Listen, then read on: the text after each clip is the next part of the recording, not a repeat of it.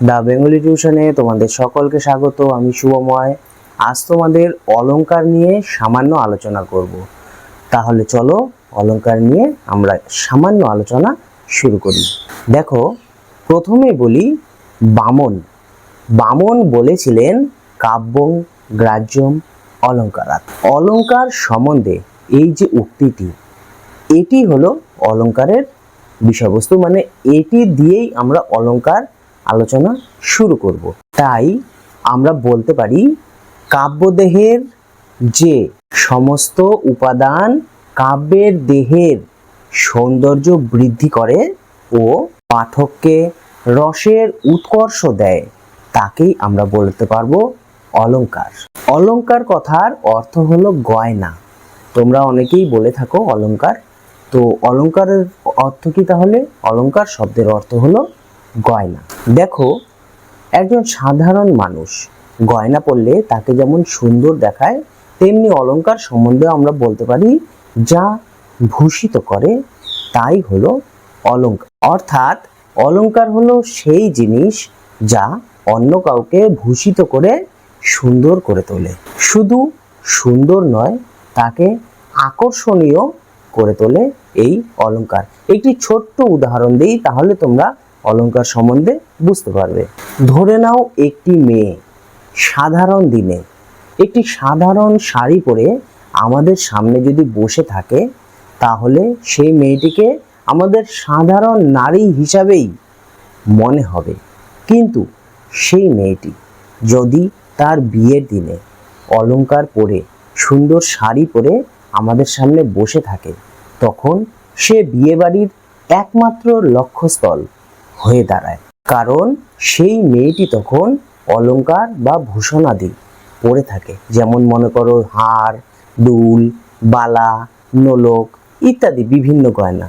তাই অলংকার সেই সাধারণ মেয়েটিকেও সেই সময় অসাধারণ রূপে আমাদের সামনে তুলে ধরে।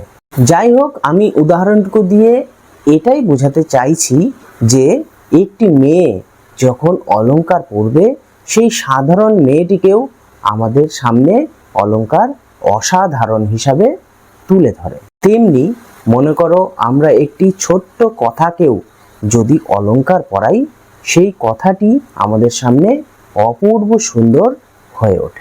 একটি সাধারণ কাব্যকে যদি আমরা অলংকারে সাজিয়ে তুলি, সেই সাধারণ কাব্যটি আমাদের সামনে অসাধারণ হয়ে দাঁড়ায়। মানুষের অলংকারের যেমন বিভিন্ন নাম হয়ে থাকে, যেমন মনে করো হার, দুল, লকেট, তারপর নোলক ইত্যাদি, তেমনি অলংকারেরও বিভিন্ন উপাদান রয়েছে।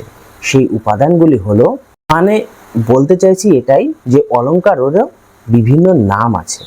সেই নামগুলি হলো রূপক, অনুপ্রাস, উপমা, শ্লেষ, যমক, বক্রোক্তি ইত্যাদি। এরা সবাই মিলেই কাব্যকে সুন্দর করে তোলে। কবিরা এইসব অলংকারের সাহায্যেই নিজেদের কাব্যকে আরো সুন্দর করে তোলে এবং তখন সেই কাব্য আমাদের সামনে অসাধারণ রূপে প্রতিপন্ন হয়। অলংকার তো গেল কাকে বলে বা অলংকার সম্বন্ধে সাধারণ ধারণা। এবার আমরা অলংকারের ভাগ নিয়ে আলোচনা করব। অলংকারকে আমরা দুটি শ্রেণীতে ভাগ করতে পারি, শব্দালংকার ও অর্থালংকার। প্রথমে আসি শব্দালংকার সম্বন্ধে।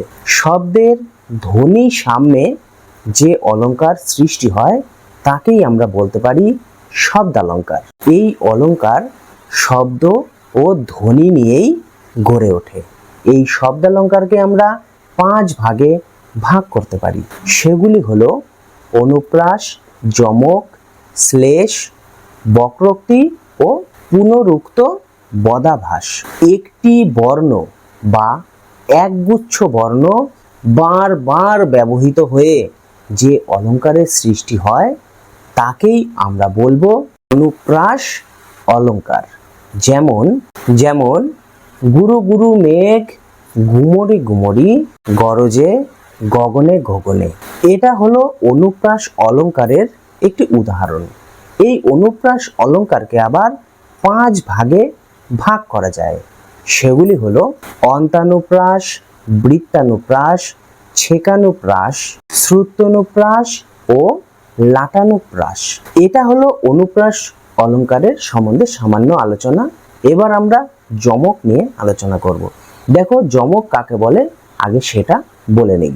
যমক বলতে সাধারণত আমরা দুইকে বুঝিয়ে থাকি, মানে ধরো এক কথা বলতে গেলে যমজ।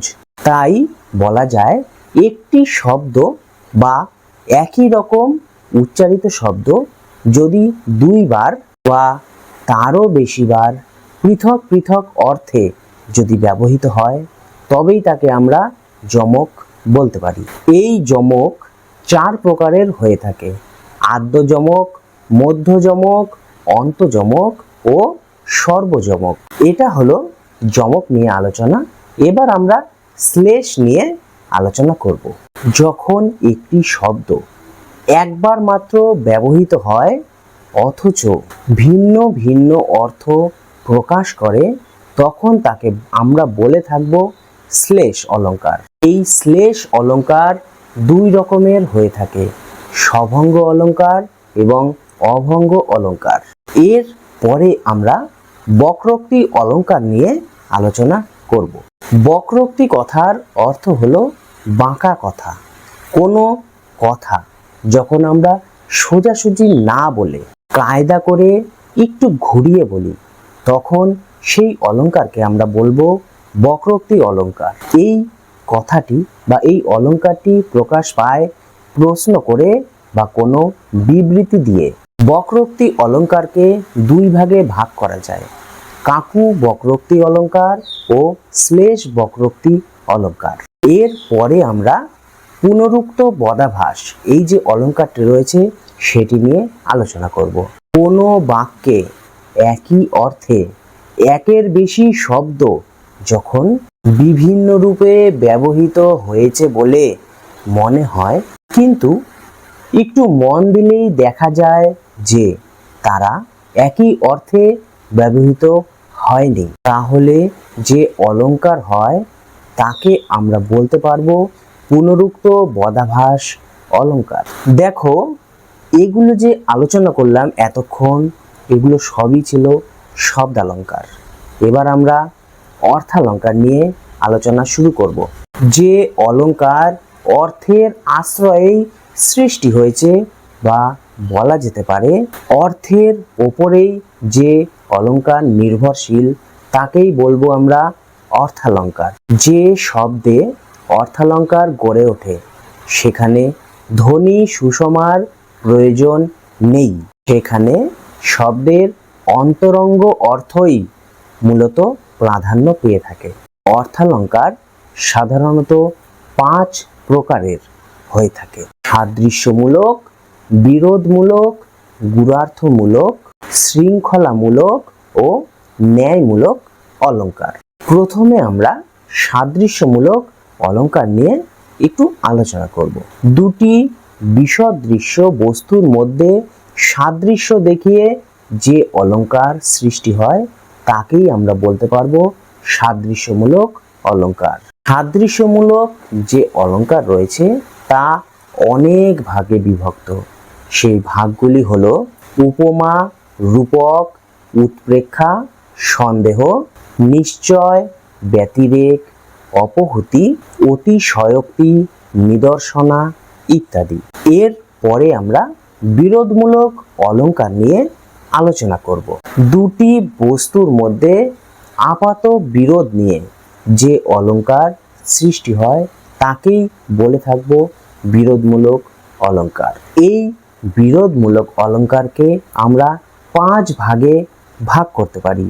সেই ভাগগুলি হলো বিরোধাভাস, বিভাবনা, বিশেষোক্তি, অসঙ্গতি ও বিষম ইত্যাদি।